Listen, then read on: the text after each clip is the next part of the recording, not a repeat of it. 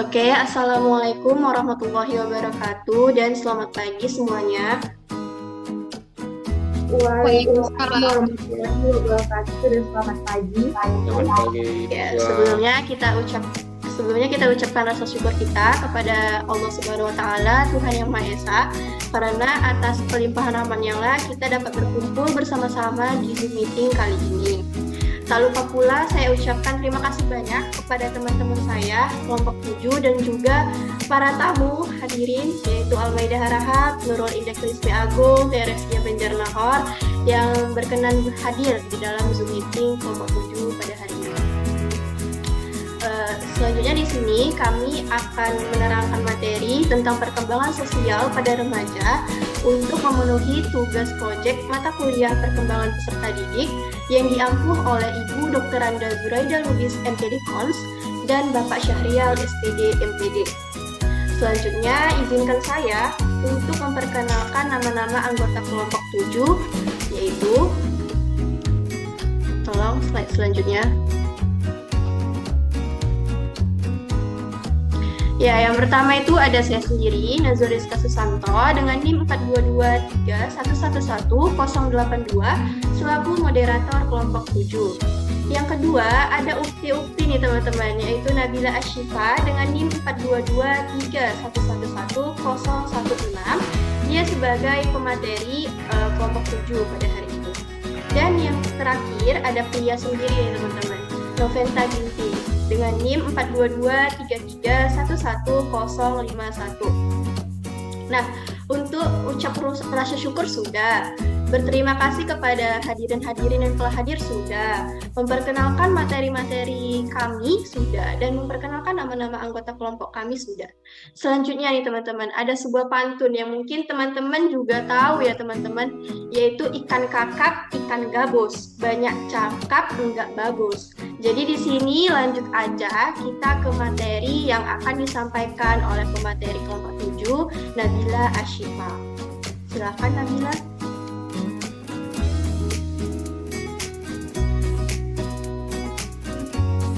Oke, terima kasih Nazwa atas kesempatan. Selanjutnya Noven.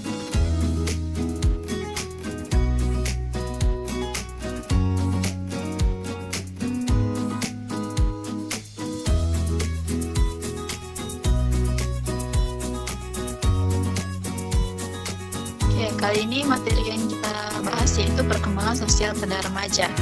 Nah, adapun materi yang akan saya sampaikan yang pertama itu pengertian dari perkembangan sosial. Nah, sebelum kita masuk perkembangan sosial pada remaja, kita harus mengetahui dulu apa sih arti dari perkembangan sosial itu sendiri. Nah, jadi pengertian dari perkembangan sosial itu yang pertama itu menjelaskan pengertian perkembangan sosial secara umum. Yang kedua ada perkembangan sosial remaja, materi yang akan bahas yang kedua perkembangan remaja di mana yang akan ada karakteristik perkembangan sosial remaja. Yang keempat ada faktor-faktor perkembangan sosial remaja. Yang kelima dampak-dampak perkembangan sosial remaja, dan yang terakhir adalah solusi pendidik dalam perkembangan sosial remaja.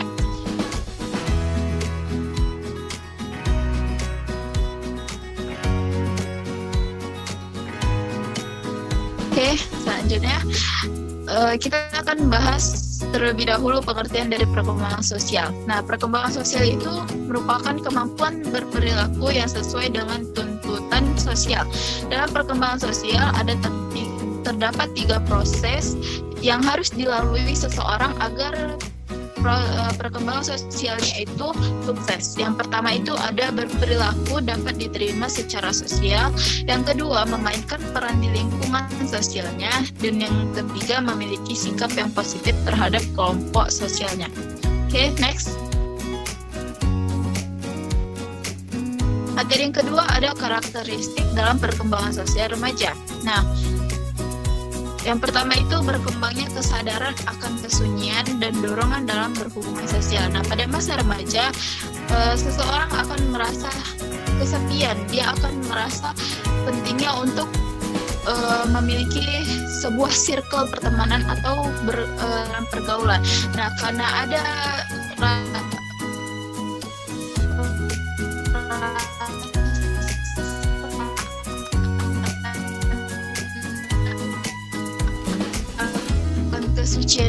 kesungguhan untuk melakukan hubungan sosial dengan dia. Nah, yang kedua itu adanya upaya memilih nilai-nilai sosial. Nah, di dalam suatu pergaulan itu pasti di dalam suatu kelompok sosial itu pasti ada nilai-nilai sosialnya tersendiri. Nah, terkadang remaja itu ada memiliki dua pilihan. Yang pertama itu dia akan mengikuti nilai-nilai yang ada di dalam suatu kelompok, atau yang kedua dia akan teguh dengan pendiriannya, dengan sikap-sikapnya yang menurut dia itu baik. Nah, yang ketiga ada meningkatnya ketertarikan dengan lawan jenis. Nah, pada masa remaja ini pasti kita yang sudah melaluinya pasti pada masa ini kita ada merasa ketertarikan dengan lawan jenis. Kita akan mulai timbul pikiran gimana ya pandangan lawan jenis terhadap remaja akhir. Mulai memilih kira-kira pekerjaan mana yang pantas untuk dia, yang sesuai dengan kemampuan dia. Oke, next.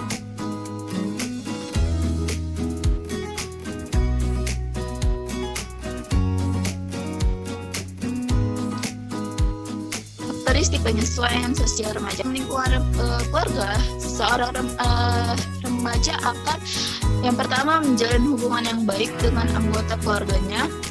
Maaf sebelumnya, apakah suara saya jelas? Jelas, lanjutkan saja. Oke. Nah, yang kedua, dia akan menerima segala peraturan yang diberikan orang tuanya.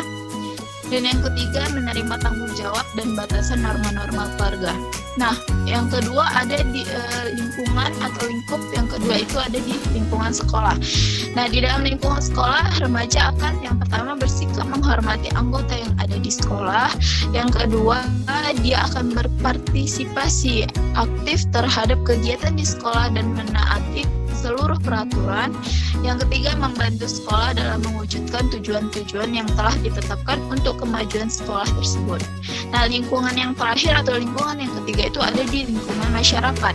Maka ada pun penyesuaian sosial remaja pada lingkungan masyarakat. Yang pertama itu menghormati hak orang lain, yang kedua bersikap simpati demi kesejahteraan masyarakat, dan yang ketiga bersikap menghormati terhadap norma, tradisi, adat yang ada di masyarakat.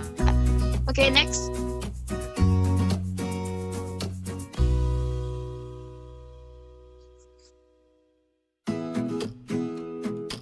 Oke, baik. Remaja. Nah, faktor yang pertama itu ada di keluarga. Kita tahu bahwa keluarga itu adalah lingkungan pertama dalam sebuah perkembangan sosial anak. Nah, keluarga itu akan memberikan dampak pengaruh yang besar terhadap tingkah laku anak. Yang kedua ada kematangan.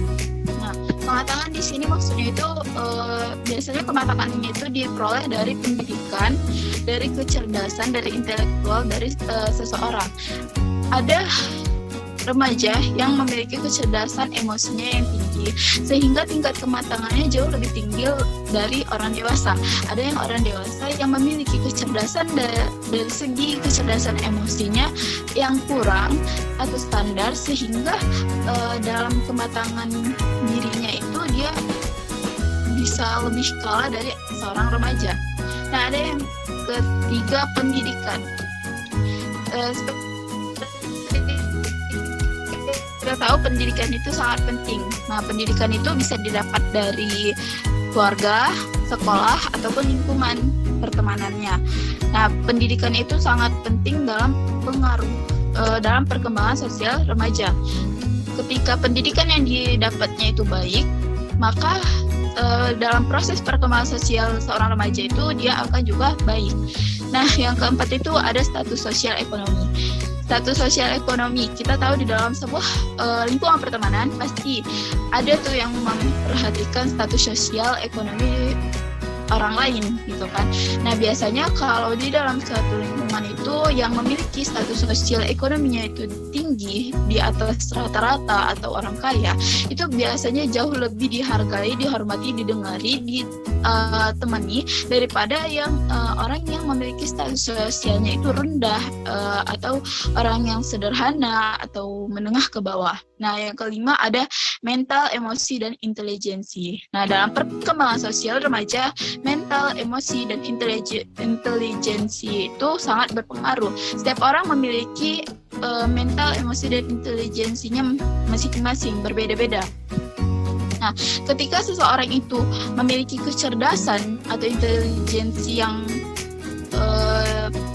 tinggi, kecerdasan dalam segi kecerdasan memanage emosinya, maka dalam perkembangan sosialnya itu dia akan menghasilkan perkembangan yang baik. Oke, next. Oke. Nah, materi selanjutnya itu dampak-dampak dari perkembangan sosial remaja. Yang pertama itu adanya persaingan. Nah, di dalam dunia remaja sudah pasti mengenal istilah persaingan yang kerap terjadi. Pada usia ini, pasti seseorang itu mulai ada timbul persaingan baik segi penampilan, segi materi, atau segi pendidikan, pelajaran, pasti mulai timbul adanya rasa persaingan, tidak mau disaingi, maunya dia lebih unggul dari yang lain. Nah, yang kedua itu ada sikap sportif. Nah, dalam perkembangan sosial remaja pasti bagi perkembangan sosial remaja yang sehat, nah pasti ada muncul sikap sportif, yaitu sikap sportif ini sangatlah menjadi suatu dampak positif dari perubahan sosial. Nah, yang ketiga itu ada tanggung jawab. Jadi dalam dunia remaja itu sudah dibebankan sebuah tanggung jawab. Yang keempat ada wawasan sosial. Dalam dunia remaja sudah memiliki wawasan yang tinggi berpacu kepada perkembangan intelektualnya. Nah, yang kelima ada diskriminasi sosial. Nah, banyak ya terjadi diskriminasi sosial ini.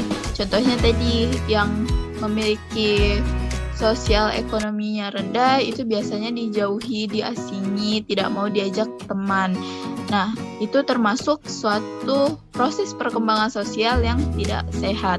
Nah, yang keenam itu ada prasangka. Nah, pada usia remaja sudah mulai timbul prasangka-prasangka, baik itu baik maupun itu buruk. Prasangka ini pasti muncul dari suatu tindakan yang dilihatnya dari seseorang tentang dirinya. Oke, next selanjutnya.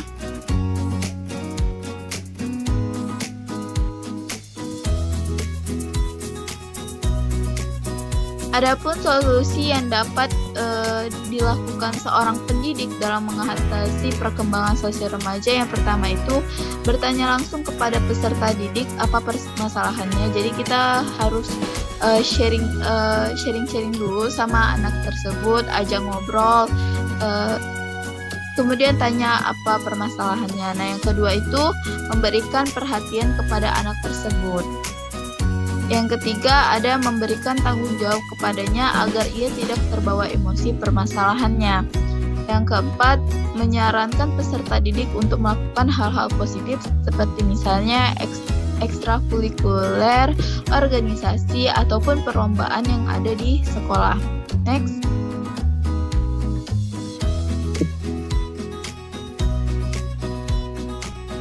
Oke, mungkin itu ya materi yang telah disampaikan oleh pemateri kelompok 7. Jadi di sini teman-teman, saya ada nih ya, atau perwakilan dari kelompok 7 nih ya.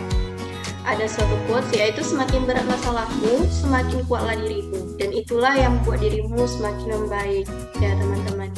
Nah, jadi dengan dijelaskannya solusi pendidik kepada kita tentang masalah perkembangan sosial remaja, maka berakhir pula sesi materi perkembangan sosial pada remaja kelompok 7 pada kali ini. Kami ucapkan terima kasih. Dan selanjutnya, boleh di stop share, Noven? Selanjutnya kita akan beranjak ke materi diskusi, teman-teman. Jadi di sini kita diskusi aja tuh ya, tentang hal-hal mungkin tentang perkembangan sosial peserta didik.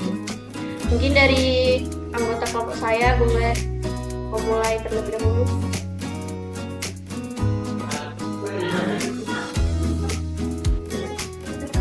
Ya, Naswa, saya ingin memulai di sini. Saya tadi itu tertuju gitu ya, kayak salah satu faktor yang mempengaruhi perkembangan sosial. Salah satunya itu tertarik terhadap lawan jenis, ya kan. kalau menurut teman-teman kan, gimana sih dampak perkembangan yang terjadi gitu kan ketika kita sudah menyukai lawan jenis ataupun mengagumi gitu. Ya, itu dia Sama teman-teman. tipsnya lah supaya Ya. bisa gitu. Ya, itu mungkin teman-teman. Mungkin pertanyaan yang ingin didiskusikan oleh si Noven itu ya tentang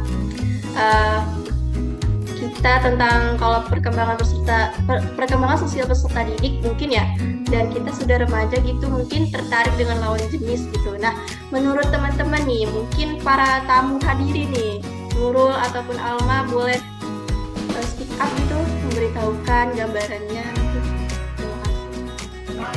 Baiklah, terima kasih. Kalau menurut saya sendiri itu bisa kita jadikan ke hal yang mengarah positif. Contohnya kita menyukai lawan jenis di kelas kita. Kita bisa ambil hal positifnya seperti kita buat dia jadi acuan untuk kita lebih semangat belajar, pokoknya lebih semangat dalam masuk kelas, mengerjakan tugas. Pasti kan kalau ada yang orang kita suka ke kita ingin berbuat penampilan menarik, rapi. Jadi saya lebih ke arah positifnya sih mungkin. Seperti itu. Mungkin dari Nurul ada Ya, pendapat lain? menurut Alma ya itu mungkin positif gitu ya. Jadi kita tuh semangat untuk belajar, datang ke sekolah. Mungkin Nurul boleh menambahkan, Nurul. Kalau bisa sama tipsnya Nurul. Tips apa dulu ini? Kalau dari saya ya sama sih, hampir sama kayak si Alma. Memang bisa jadi kayak motivasi kita gitu kan untuk belajar. Tapi memang ada juga sisi negatifnya sebetulnya. Kayak kalau kita pun terlalu berlebihan dalam melakukan hubungan tersebut kan, mungkin banyak sih dampak-dampaknya yang ada nanti. Belum lagi dia belum selesai sekolahnya tapi dianya udah hamil, maaf katanya gitulah ya. Itu sih. Ya, kalau jadi jawaban dari Nurul tuh lebih ke apa ya? Ke contoh-contoh kehidupan sehari-hari gitu ya kan. Jadi ada yang terjadi mungkin mohon maaf hamil di luar nikah karena mungkin dia Jadi putus sekolah. Iya, keterusan dia kan dalam menjalani hubungan tersebut. Mungkin seperti itu Noven, atau mungkin Noven boleh menambahi menurutnya sendiri. Mungkin Kalau saya tips- boleh Ya, Juga mungkin Nabila pendapat dengan teman-teman sekalian. Mungkin Nabila boleh menambahkan juga.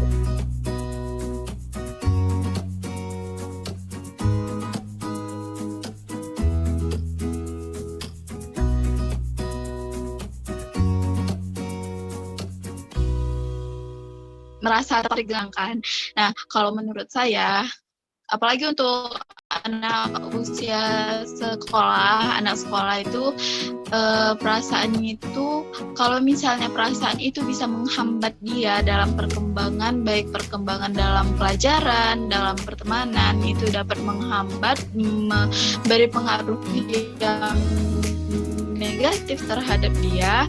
Nah, lebih baik kalau bisa cari kesibukan yang lain, jangan terus-terusan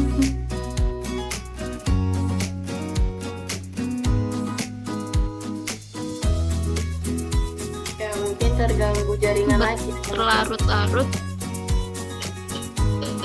dengan perasaan itu, karena perasaan itu bisa memberikan dampak negatif seperti yang disebut teman-teman tadi, ataupun caranya itu kita hambat kita untuk menghambat kita dalam aktivitas ataupun yang lain. Itu sih menurut saya. Oke, mungkin seperti itu ya teman Noven, jawaban dari teman-teman kita. Mungkin Noven boleh menambahkan atau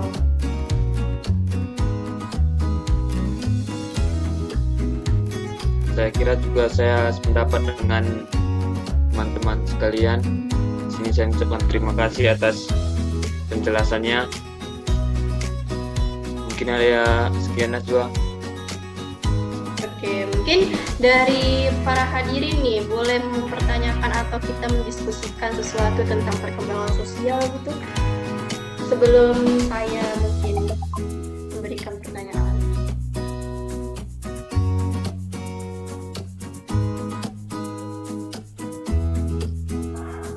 Boleh izin, ini ada yang agak mengganjal di hati saya gitu. Ini saya pertanyakan gitu. Kan tadi dijelaskan perkembangan emosi itu ada yang dari keluarga gitu kan. Loh, nah bagaimana jika perkembangan emosi anak di keluarganya sedang ada masalah seperti misalnya KDRT atau perpisahan? Nah, apakah itu akan berpengaruh terhadap perkembangan emosi si anak tersebut? Menurut kalian, teman-teman sekalian gimana? Terima kasih. Ya, mungkin anggota saya boleh menjawabnya atau mendiskusikan. Oke, saya akan menjawabnya. Nah, menurut saya ya, permasalahan yang dia hadapi baik dari lingkungan keluarga seperti permasalahan dalam keluarganya itu sangat berpengaruh dalam perkembangan emosi anak. Nah, sering kita jumpakan anak-anak yang broken home, terus yang keluarganya tidak harmonis, itu sering kita dapatkan emosi anak itu kerap kurang stabil. Anak itu jadi memiliki kepribadian yang tidak stabil, tidak percaya diri, terus pokoknya lebih ke bermasalah dalam perkembangan sosialnya. Jadi menurut saya permasalahan yang dia hadapi baik itu dari keluarga ataupun apa itu akan berpengaruh, berdampak pada perkembangan emosinya.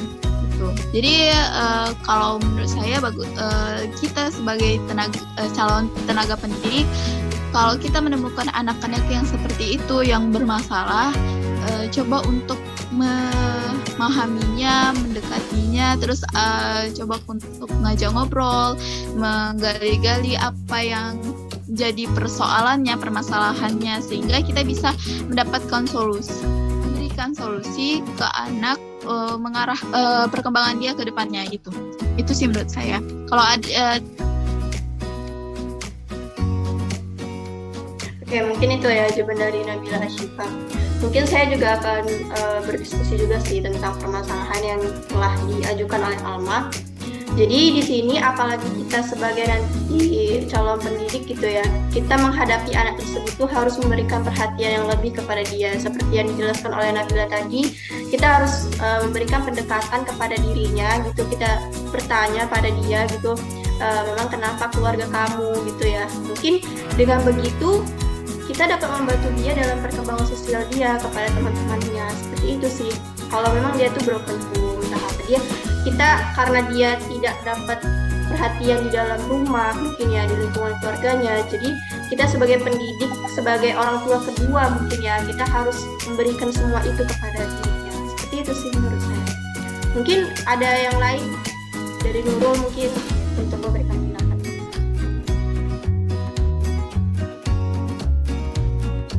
Kalau saya sih mau bertanya sih sebenarnya. Oke, baik. Gini, kan ada itu orang tua yang strict parent kan. Nah, kalau misalnya orang tua yang strict parent itu mempengaruhi perkembangan anak nggak sih? Kayak menjadi introvert, karena kan dia yang kayak susah bersosialisasi, kayak keluar pun harus dibatasi. Itu kan bisa jadi penyebab anak menjadi introvert. Gitu. Jadi Oke, baik. Mungkin itu yang harus kita diskusikan mungkin ya di sini. Jadi mungkin Noven bisa menjawab, Noven. Maaf Nurul, mungkin pertanyaannya bisa kurang jelas tadi Nurul. Mungkin saya bisa mengulanginya. Jadi kayak misalnya tuh ada kayak strict parents gitu kan. Itu pasti kan strict parents itu kan orang tua yang kaku gitu. Jadi melarang apa-apa gitu untuk anak-anaknya gitu kan. Nah, jadi tuh menurut Noven nih kan, itu apakah berdampak kepada perkembangan sosial anak? Ya, mungkin saya lah dapat menjawabnya ya. Mungkin menurut saya ya, kalau menurut saya pribadi, strict parents itu sangat tidak cocok gitu diterapkan dalam keluarga gitu kan. Karena memang dalam perkembangan sosial anak ini kita ya nggak boleh seperti itu mengekang dia gitu dengan kamu nggak boleh bermain dengan ini, bermain dengan siapapun gitu kan. Ya itu menjadi sosialisasi anak tersebut menjadi sempit gitu kan. Jadi menurut saya sih tidak cocok adanya strict parents ini, walaupun memang dalam artian keluarga ini atau orang tua ini memberikan pemahaman seperti itu tuh untuk kebaikan mereka mungkin kan seperti yang di luar sana tuh orang tua terlalu membebaskan anak-anaknya, jadi anak-anaknya tuh terjun ke jurang mungkin kan, sampai mungkin dia itu hamil atau mungkin dia itu entah menjadi orang yang negatif mungkin di luar sana. Jadi orang tuanya menerapkan itu gitu, tapi tidak semuanya atau tidak selamanya strict parents itu bagus sih, menurut saya seperti itu. Mungkin menurut Nurul sendiri mungkin ada pandangannya tentang strict parents. Saya pun sependapat sama Najwa kan, karena memang kayaknya yang strict parents kayak gitu tuh nggak bagus untuk diterapkan di keluarga. Mungkin Noven boleh lagi memberikan. Halo, dengaran nggak ini? Ya, bisa didengar. Ya seperti yang saya bilang tadi, kalau misalnya orang tuanya gitu kayak membatasi anaknya itu untuk bermain, memilih teman gitu. Tapi memang perlu juga sih menurut saya orang tua gitu membatasi pertemanan anak kan, misalnya orang tuanya tahu gitu kan orang di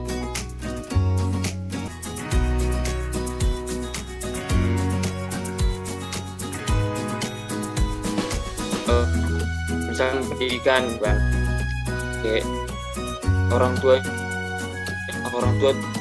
lebih jadi mementingkan pendapatnya dibanding pendapat tersebut gitu.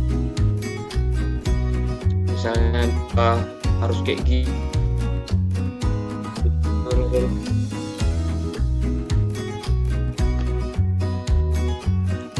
Ya mungkin sudah dijawab ya oleh Noven tadi. Maaf ya teman-teman, kendala jaringan saya juga. Dan mungkin ada ingin lagi yang dibahas nih teman-teman.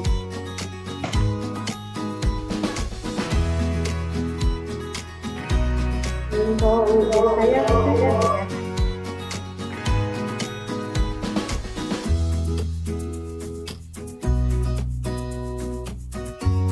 Sudah cukup ya teman-teman ya. Jadi itulah ya teman-teman tentang diskusi kita hari ini mengenai perkembangan sosial, dan juga tadi terima kasih ya buat teman-teman para hadirin semua yang memberikan materi-materi atau penyampaian yang mungkin bagus kita diskusikan mungkin. Nah, jadi itulah presentasi kami mengenai perkembangan sosial pada remaja. Mungkin Nabila boleh menyampaikan kesimpulan tentang materi ini.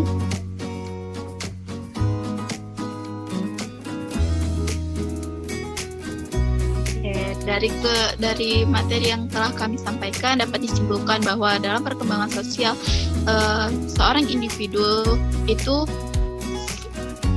sangat dipengaruhi oleh beberapa faktor seperti lingkungan keluarga, sekolah, masyarakat.